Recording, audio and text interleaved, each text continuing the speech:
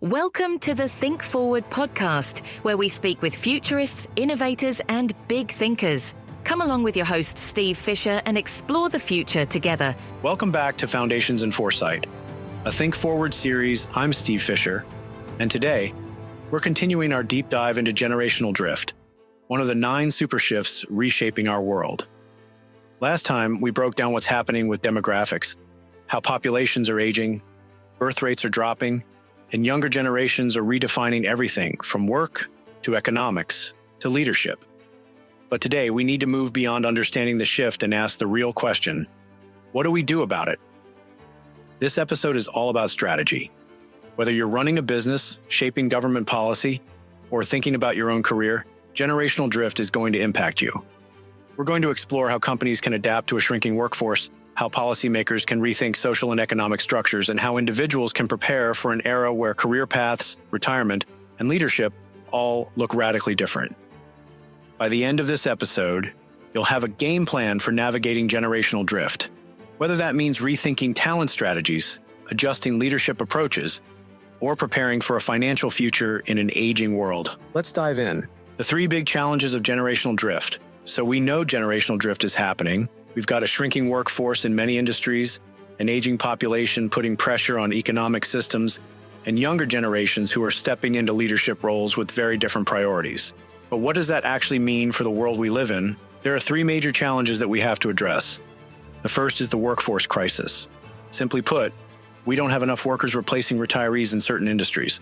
Healthcare, manufacturing, education, logistics. These fields are struggling to find enough people, and as boomers retire, that problem is only going to get worse. Some companies are trying to bridge the gap with AI and automation, but technology can't fully replace human expertise in every case. Others are looking at immigration or remote work to fill positions, but the reality is that we need to rethink how talent pipelines function.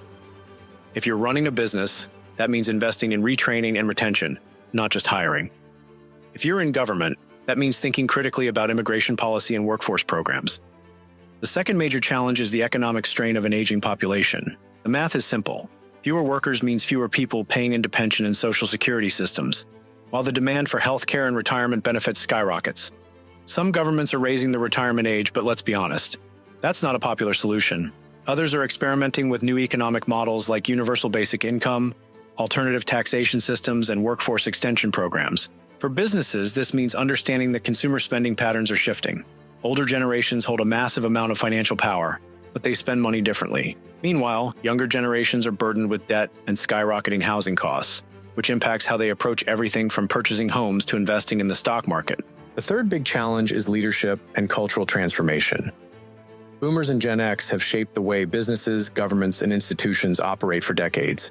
But power is shifting, and Millennials and Gen Z are taking over. They're bringing a completely different playbook.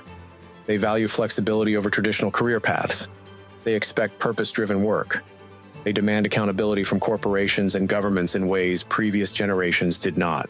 This shift is already playing out in hiring trends, workplace expectations, and political movements. Businesses and institutions that fail to recognize these changes will find themselves struggling to attract talent, retain employees, and connect with their audiences. The future of work. What businesses need to do. One of the biggest impacts of generational drift is on the workforce. Businesses that don't adapt to changing employee expectations are going to find themselves with a shrinking talent pool and a disengaged workforce. First, companies need to rethink how they attract and retain talent. Younger workers aren't looking for the same career paths that their parents had. The idea of working at one company for 30 years and retiring with a pension? That's not how Millennials and Gen Z see their future. They want flexibility, they want career mobility, and they want companies that align with their values. If your company hasn't updated its workforce strategy in the last 10 years, you're already behind. Leadership styles also need to evolve. Hierarchical leadership structures are losing ground to more collaborative, decentralized decision-making models. Younger employees expect transparency, inclusivity, and the ability to have their voices heard. Organizations that stick to rigid, top-down management will struggle to keep talent engaged.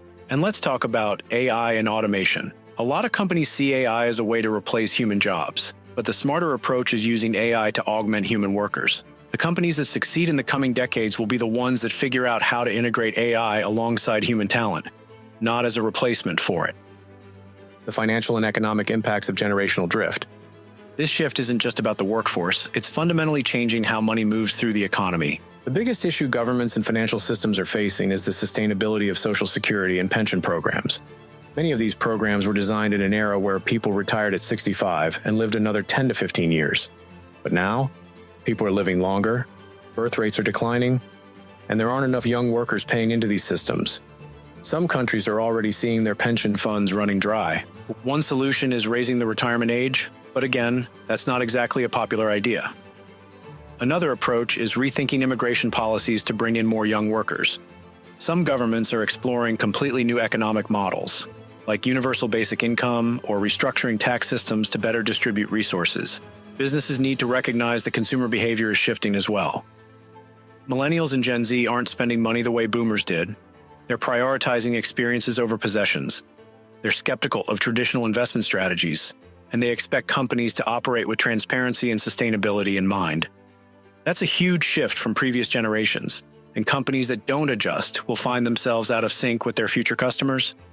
The opportunities of generational drift. But let's not just talk about the challenges. There are massive opportunities here as well. Organizations and leaders who prepare for these shifts now will be ahead of the curve as the workforce, economy, and leadership dynamics evolve. For businesses, this is the time to invest in workforce adaptability. That means offering career growth paths that work for all generations, not just the traditional career ladder. It means designing products and services that align with the values and priorities of younger consumers. It means finding ways to create more flexible, AI-enhanced work environments that allow employees to thrive. For governments, the focus needs to be on future-proofing social systems. That means adjusting how we fund pensions, planning for healthcare demands, and developing policies that support workforce mobility. Countries that figure out how to balance aging populations and workforce shortages will be the ones that thrive in the coming decades. And for individuals, the key is adaptability. The days of single career paths are fading. The ability to reskill, reinvent, and navigate a changing economic landscape is going to be critical. The most successful people in the generational drift era will be those who embrace lifelong learning, develop skills that AI can't easily replace, and understand how shifting demographics impact their financial future. Final thoughts and challenge for listeners. Generational drift is already transforming society, the economy, and leadership structures. The organizations, governments, and individuals that recognize this shift and take action now will be the ones that thrive in the future. So here's your challenge. Look at your own career, your company, or your community. How is generational drift showing up? What steps can you take to adapt? What's one strategic shift you can make today to prepare for the future? In our next episode, we'll move on to IntelliFusion, the convergence of human and machine intelligence and what it means for the future of work, decision-making, and creativity. Until next time, keep exploring possibilities, remain flexible, and as always, think forward. Thanks for listening to the Think Forward podcast. You can find us on all the major podcast platforms and at www.thinkforwardshow.com, as well as on YouTube under Think Forward Show. See you next time.